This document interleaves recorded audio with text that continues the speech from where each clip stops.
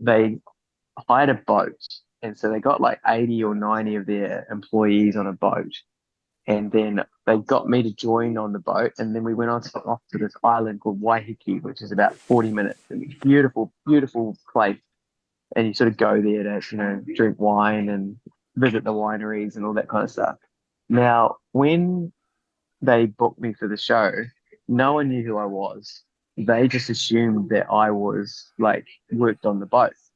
I was the boat boy. And they were asking me like, where do I get a beer and where the toilets are and all this kind of stuff. And I was just like, and if people ask you, you just go, oh yeah, it's down there, whatever like that. So I was, being obliging, but equally knowing that I have to go perform for these guys, in about an hour and a half's time when we land on the Waiheke Island.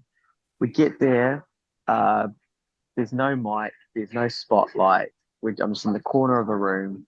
The boss of the company goes, "Hey, I knew that you guys want to be entertained tonight, so I've got a special entertainment. But before I get the entertainment up, we just want to do a little bit of a presentation to our secretary."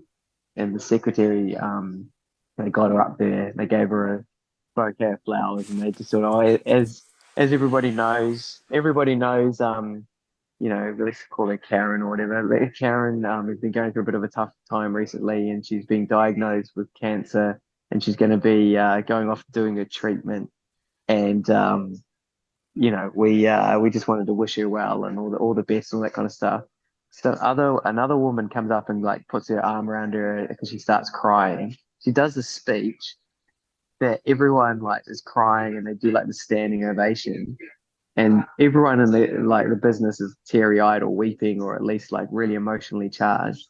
Then she goes and sits down, and then they go, "Okay, now time for your entertainment. It's Nick Rado."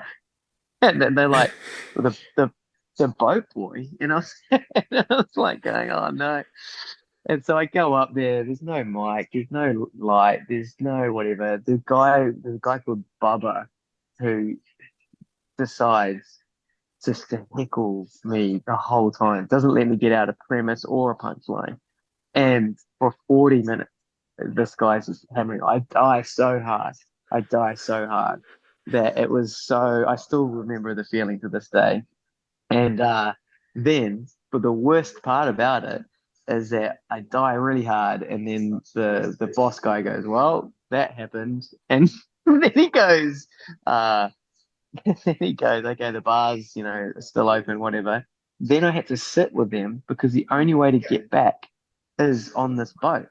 So I've got to sit with them whilst they get more and more drunker and get more and more confident about how bad my performance was.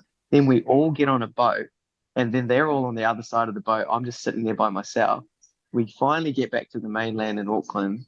Everyone gets off, and obviously we let off the woman who's got cancer and the bouquet of flowers first. I'm standing by the exit, and she goes to me, "You ruined my night."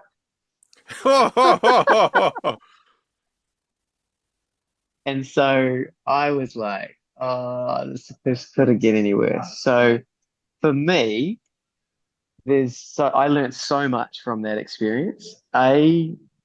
If possible, don't travel to and from the gig with the with people. B, I was just like, I know what I would have done differently with that gig, and because of that, now I've had more experience with this. Like I always go, is there going to be a light? Is there going to be a microphone? I ask all these questions, and also as well, like I've got it up in my repertoire now that they didn't want to hear my jokes.